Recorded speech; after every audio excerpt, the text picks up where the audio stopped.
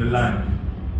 Also far away there lived the king, whom with so much skill and detail carved the sky, placed it in between heaven and earth, set in space moon and stars, and then he smiled because these were good. So this king filled cracks of the earth with water, made oceans vast and wide, teeming with life of every kind. See mountains rose and valleys sank, rivers flow but never beyond where its boundaries at. Fountains fall from cracks of rocks, lightning struck at the sound of his voice. See this king is God, who clothes the grasses with beauty, birds with color, and lions with honor. Yet again he smiled because these were good, perfect, but never complete. And so with his holy hands he took up D-U-S-T. Hear me, D-U-S-T from the soil, stylishly in all artistic designs, carefully in all wisdom and minds, with his eternal breath of life. He wiped away the D and the T, and he was left with us. Come on. And then he smiled, because these were good, perfect, and complete for all time.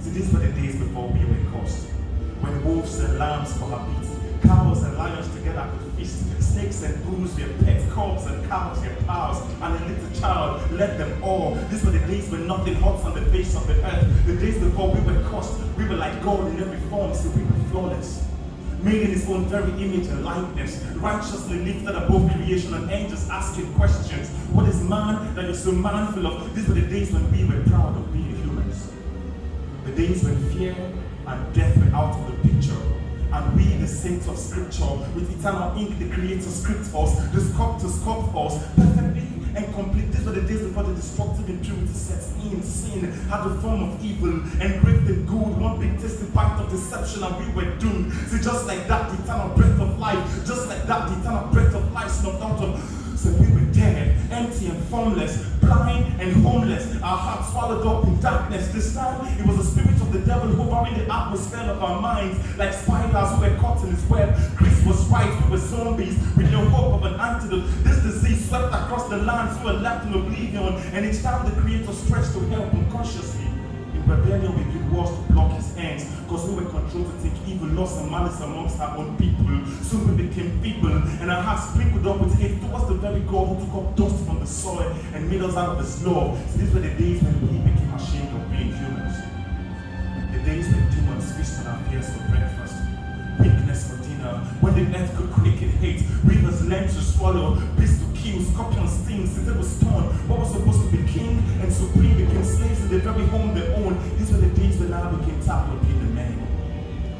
The days when war was hobby, killings were games, when the child could look straight at his father's face and into his mother's eyes with lust burning cold. These were the days when life became dead, death sprung to life, everything became upside down. So the day I stopped being a man was the day I saw God step down from holiness, humbled himself to become a man like us, because only as a man could he save the entire human race from this curse. So the day I stopped being a man was the day I saw God dressed in the fashion of man, completely clothed with shame, weakness for shoes, cost for tires, sin was a suit, and around his waist the belt of guilt and condemnation. This is true because he wore thorns for crowns, nails on his cufflinks, and in designer was death, with whips that scorched and ripped his skin. For these you were healed, and as he walked the streets with the very cross he built, he was ridiculed and spat upon. A man of sorrow, acquainted with deepest grief, recognized by a few, but despised by all, because if they knew who he was, they would bow. But fortunately, with veils and scales in their eyes, they couldn't see. So ignorantly, they carried out his plans by letting him to die. And after that, lifelessly, he was laid in the tomb.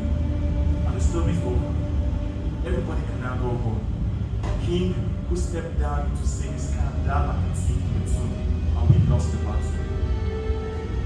But they didn't understand that death was part of this king's plan. That's right. The tomb of his blessed room, when he took off all of his old costumes and to death, he became immune, not clothed with glory, so we could see that he was the God behind the mask of a man, that he was true and able to redeem the ones they chose. That day, I realized that once a perfect man dies, the cause was finally satisfied. And the good news is this: when he died, I died too. When he was laid in the tomb, I was dead too. When he rose to life, I did too. That's right. Finally, things returned to the wisdom of the original is supposed to. That's right. Be the ones all of creations would bow to, and boldly to the throne of grace we can walk to. To the day I stopped being a man was the day I gave up on poor, feels wretched and broken me.